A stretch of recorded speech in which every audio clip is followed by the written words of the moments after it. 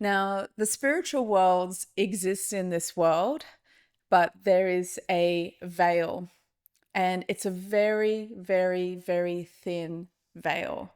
So it's not like Earth is here and then the spiritual worlds are somewhere out there. They actually overlap. The spiritual worlds and this world overlap. And so there's a very thin veil, and sometimes we can see through it. And to see through, it actually comes from the heart. It comes from having a heart radiating with love. And the more that you are connected to the divine beloved, the more that you can see, which is super cool because it's free. It costs nothing.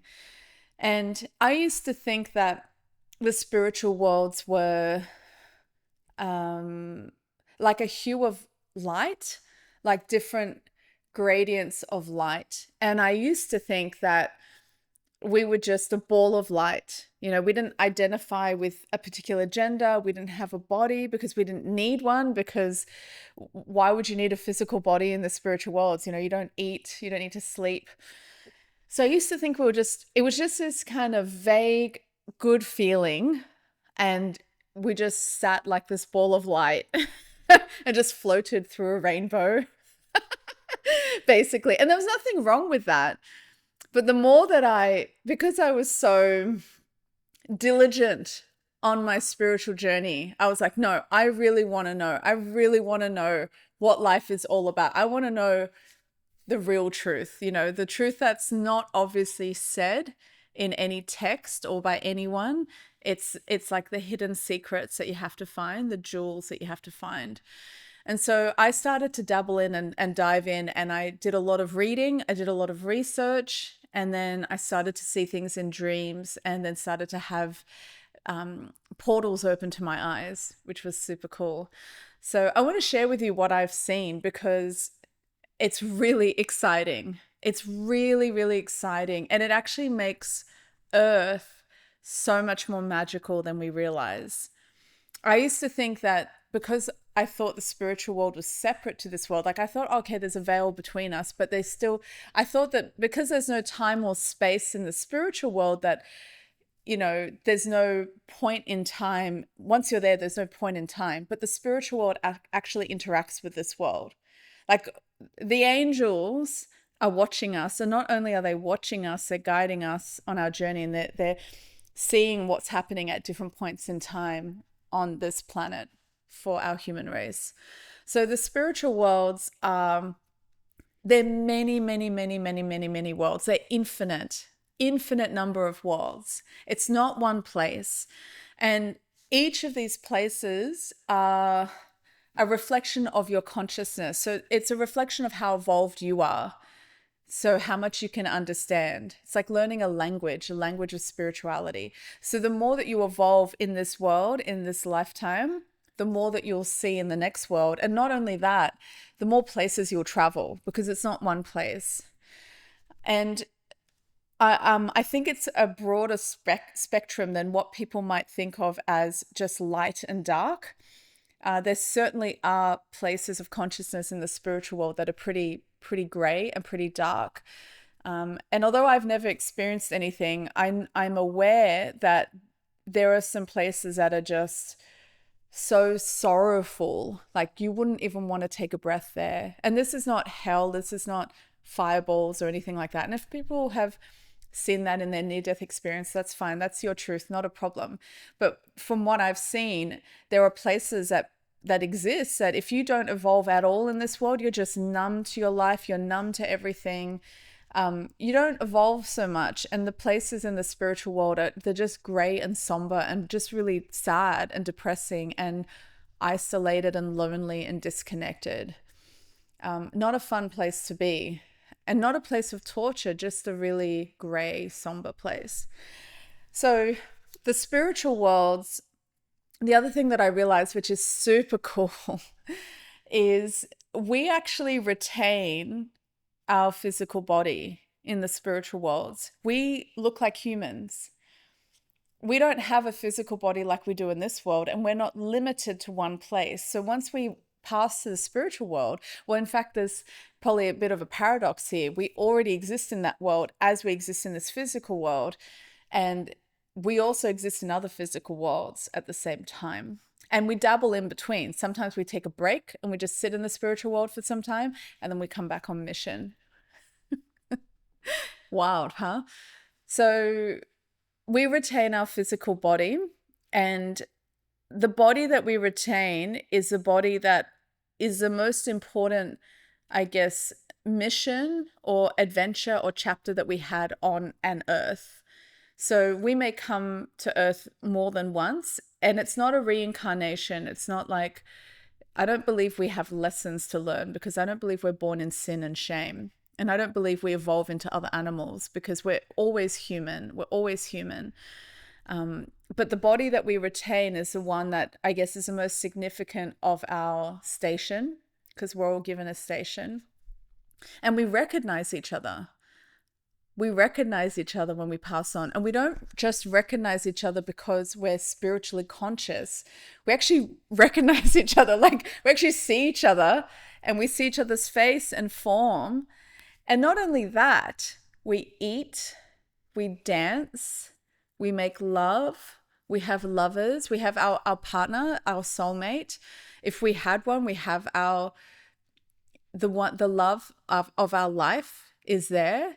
And we also party in the spiritual world. It's like, who would have thought that, right? Like, we always think of spirituality as hard work, because we all, in the West, we come from such a capitalist paradigm that permeates everything in our life. So it makes us think that spirituality is always work, but it's not. We actually have parties, like big dance parties, dancing, music, joy, fun, just for the sake of it, just for the sake of it. And there's a joy that we feel in the spiritual worlds that you just can't put it into words of, and you can't fully experience it in this world. You might have a moment here and there, and I'll talk about that more in another video, what I'm referring to. But because we have a physical limitation in this world, we always have a limit, right? And it's almost like this world is a bit of a teaser game. It's kind of like, let's just give you this mirage called Earth and just see, do you know how to play the game of life?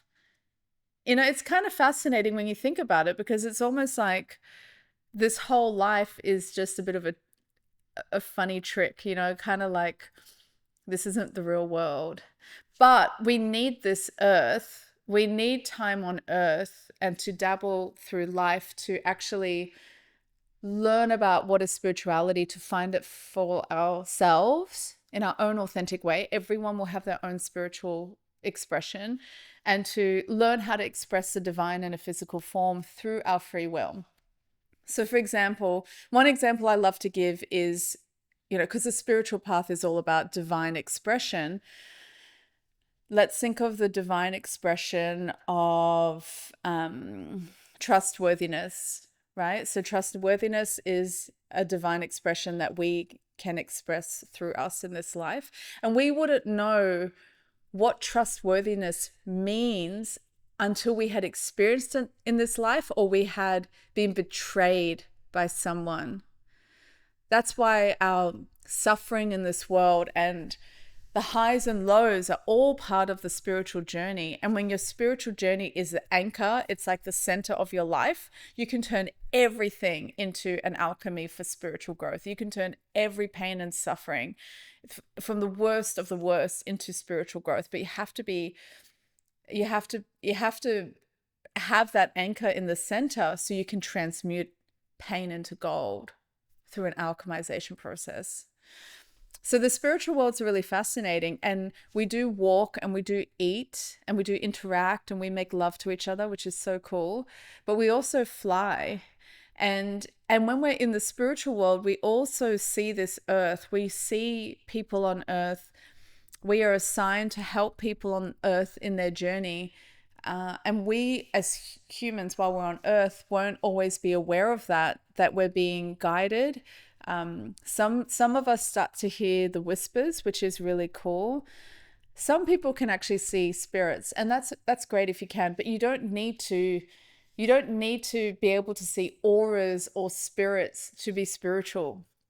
In fact, it's actually better if you don't, because I think it can be very confusing trying to be an earthly person and like go to work and clean your house and, just update your insurance policy. Like it's hard to be human once you can really see the spiritual world. So we've been veiled, and we've also been veiled because the beloved, the one that we are all returning to, the whole point of spirituality is to return to the presence of the beloved. The beloved doesn't want us to do anything because we get something out of it, because we get a benefit.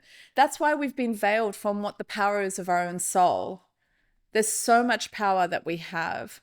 And we've been veiled because it actually protects us from falling into our own ego. Because as soon as we fall into our own ego, we think of how amazing we are. And I'm like at level 27, which I don't believe is real at all. But just the idea, I'm at 27, you're at 5, I'm better than you.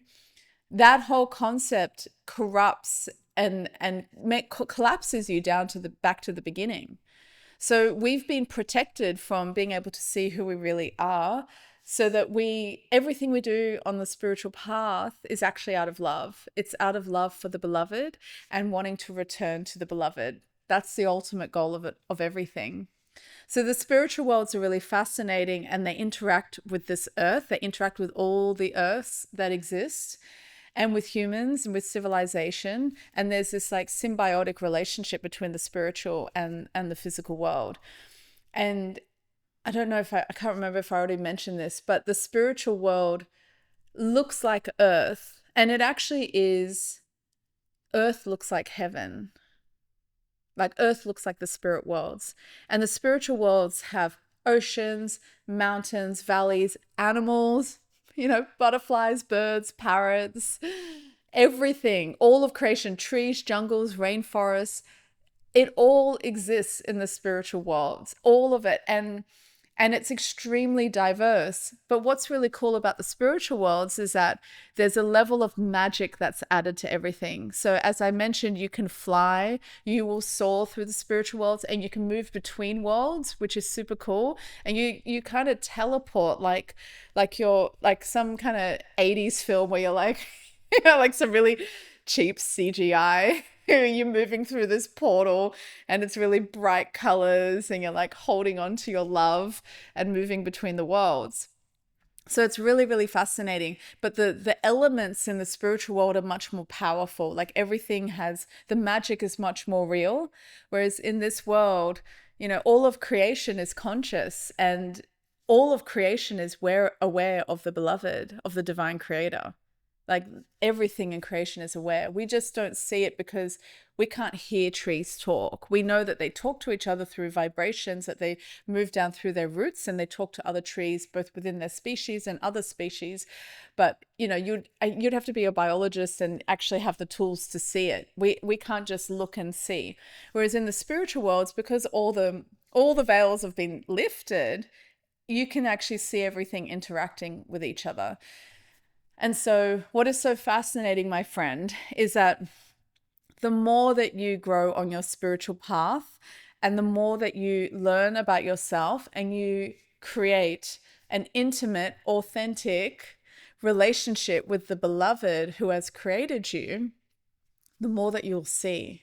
And it is so cool, because once you've seen it, you can't unsee it, and you can't go back to your life, and you don't want to go back to a mundane life. Like you don't want to go back to your 9-to-5 job and the worries of this world and the limitations of this world, because you realize how temporary this world is and how fleeting and how brief it is. And so you end up making the most of life on earth, knowing that, wow, I can't wait for this roller coaster ride that's coming, which is the spiritual worlds, and all the people I'm going to see that I knew, all the people I'm going to meet that I've never met before, and all the other adventures I'm going to continue to have on this beautiful adventure called our spiritual path. So I'd love to hear what you've seen. I'd love to hear what you've experienced. So please add that in the comments. And thank you so much for being in this space with me.